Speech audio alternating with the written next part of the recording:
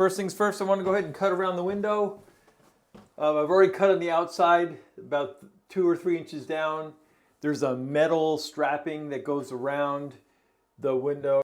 It follows all the way around the window. When the windows were installed, when they were brand new, that metal flashing was what held the window in.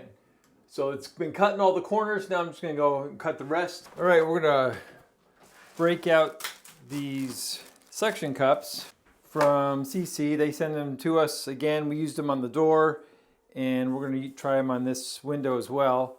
They have a gauge in there, and the gauge is real helpful because when I get to green, I can see that I've got good suction on the glass. I've already cleaned the glass, so we're just going to go ahead and put these on.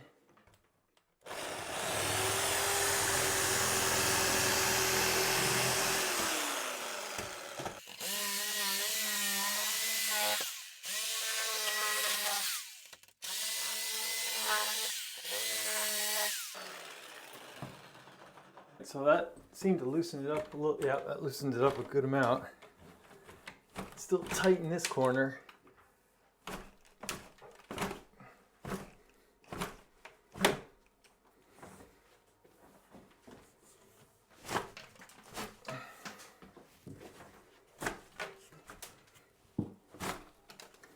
And I put the suction cups closer to the edge because it wouldn't surprise me if the glass broke, but right now it feels like it's coming out pretty good. Yep, there we go.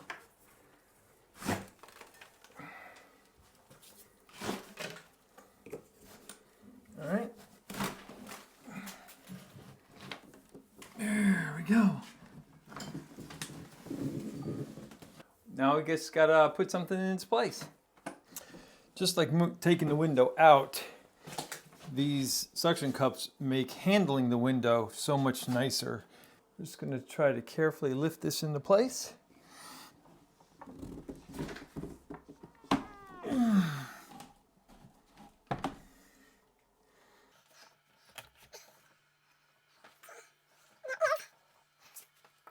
I've got marks. I measured where this should sit all the way around the edge, just so I'm close.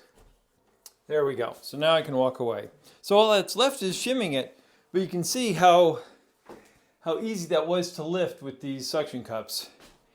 And I would say if you need an easier way of doing it, of messing either with sliding glass doors or windows, these are the trick. Now just to release them, just press this this button right here. And that's it. There you can see the gauge.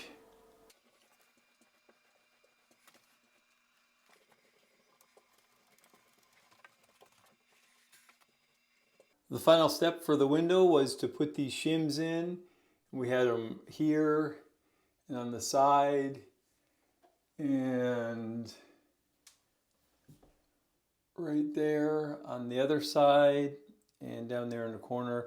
And so basically we kept that same spacing all the way around the window. And then once that was done, we just added the foam. And to make sure the foam went where it's supposed to be, this is door and window foam. You have to use exactly that, nothing, no other foam. This is it has limited expansion, so it won't bow the window frame as regular foam will. And then I had put tape on the outside of the window to keep the foam from going all the way outside and bubbling up out there.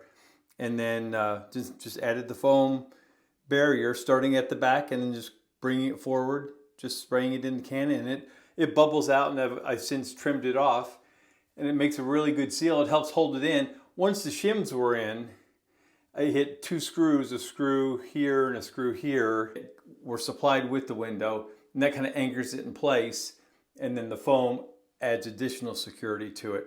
And that's all there is to it. Now all we gotta do is go ahead and add the trim, and we're good to go. Hope this video helps. Like and subscribe, and we'll see you in the next video.